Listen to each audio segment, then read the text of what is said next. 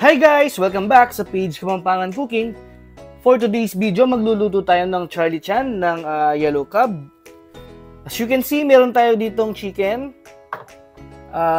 Thai fillet to guys.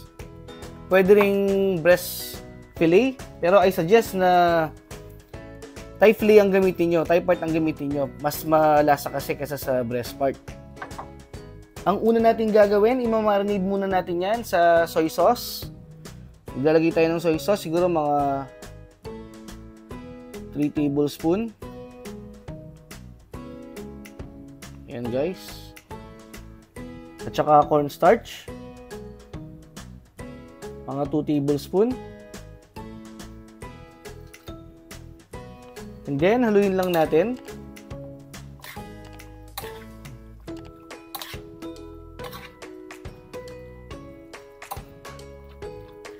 Yung chicken pala natin, 1/2 kilogram yan. Dagdagan pa natin ng konting cornstarch, mukhang kulang pa. 1 kutsara pa. Kaya tayo naglalagay ng cornstarch para hindi masyadong magtutubig yung chicken natin pag ginisa natin. Yan. Haluin lang natin ng mabuti.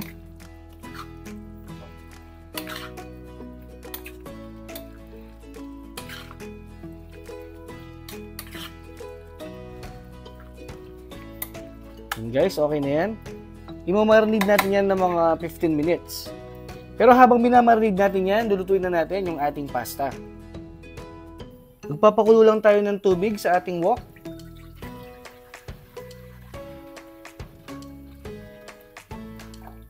Lagyan lang natin ng konting mantika. Tsaka asin. At saka na natin buksan yung ating apoy. Then, takpan lang natin at antayin lang natin kumulo yan. After few minutes, pag kumukulo na yung ating pinapakuluan, ilagay na natin itong 500 grams na noodles or pasta. And then guys, lulutuin lang natin yan hanggang sa makuha natin yung gusto nating lambot sa ating pasta or noodles.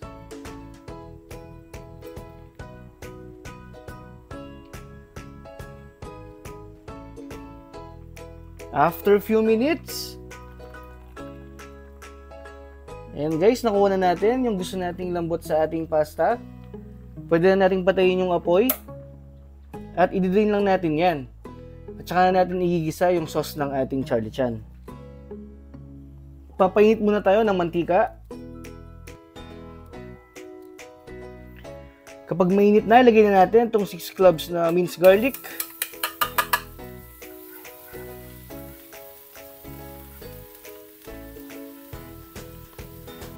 Kapag medyo brown na yung bawang, pwede na nating ilagay itong isang malaking sibuyas. Hihiwa ko lang siya ng ganyang kaliit. Then, continue lang natin yung pagluto ng mga 1 minute. After 1 minute, lagyan na natin itong shiitake mushroom. Ayan guys, nabibili sa grocery yan, no? 2 can yan na tig 280 grams. Nabibili sa grocery yan, pwedeng kahit anong brand.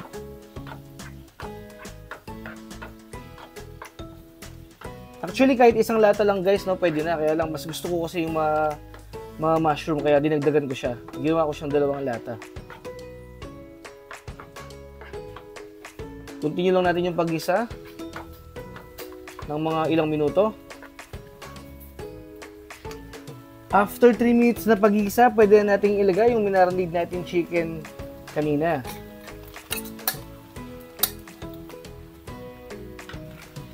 And then, continue pa natin yung paggisa ng mga 10 minutes or hanggang sa medyo maluto na yung ating chicken.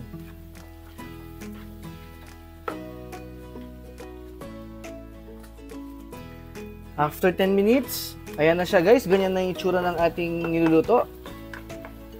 Ngayon naman, maglalagay na tayo dito ng oyster sauce. Mga almost 1/2 cup. Lagpas lang konti sa 1/4 cup. At saka char siu sauce. Hindi ko alam paano pag-pronounce nito guys, pero nabibili ito sa grocery. Ayan. Pampasarap to. Siguro guys, mga 3 tablespoon. Yan.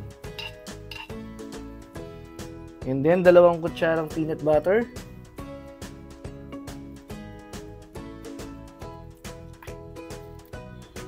Chili paste. Ilagay na natin lahat yan. Kung gusto nyo ng mas manghang guys, dagdagan nyo lang. Kung ayaw nyo naman na masyadong manghang, maglagay lang kayo ng konti. Since paubos na yan guys, kaya nilagay ko na din lahat. Saka sesame oil. Mga 2 1/2. Lalagay pa tayo ng konting soy sauce.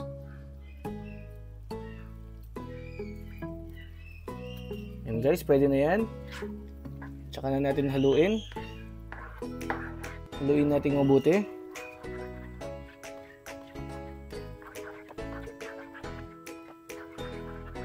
Lulutuin pa natin yan ng mga ilang minuto. Hindi na tayo naglagay ng sugar guys, no? Kasi medyo matamis na rin yung nabili nating peanut butter. Kaya hindi na natin kailangan maglagay nun.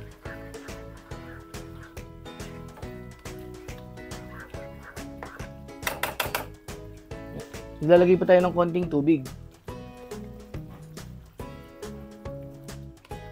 Lulutuin pa natin yan ng mga 5 to 8 minutes.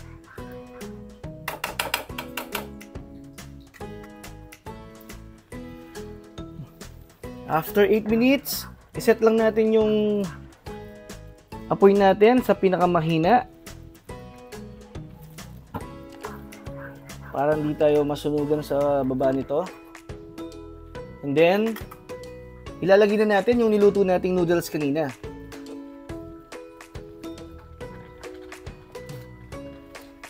Yan, haluin na lang natin ng mabuti yan.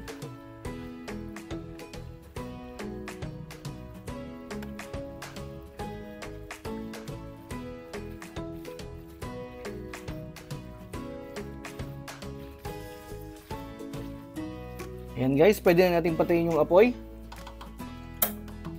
Okay na to guys, luto na yan.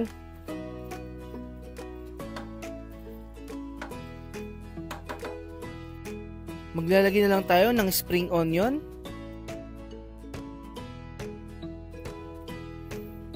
And guys, at pwede na yung iserve. Kung mapapansin nyo, no, walang mani yung version ko ng Charlie Chan. Ayoko lang kasi ng mani sa pasta, no, or kahit anong spaghetti. Pero kung trip nyo ng may mani guys, no, okay lang din yon kasi yun naman din talaga yung original. Ayan, kung umabot kayo sa part ng video na to, maraming salamat sa inyong panonood. At kung hindi pa kayo nakasubscribe, mag-subscribe na rin kayo. Pakiclick nyo na rin yung notification bell para ma-update kayo sa mga susunod pa nating video gaya nito. Okay guys, hanggang sa muli. Bye!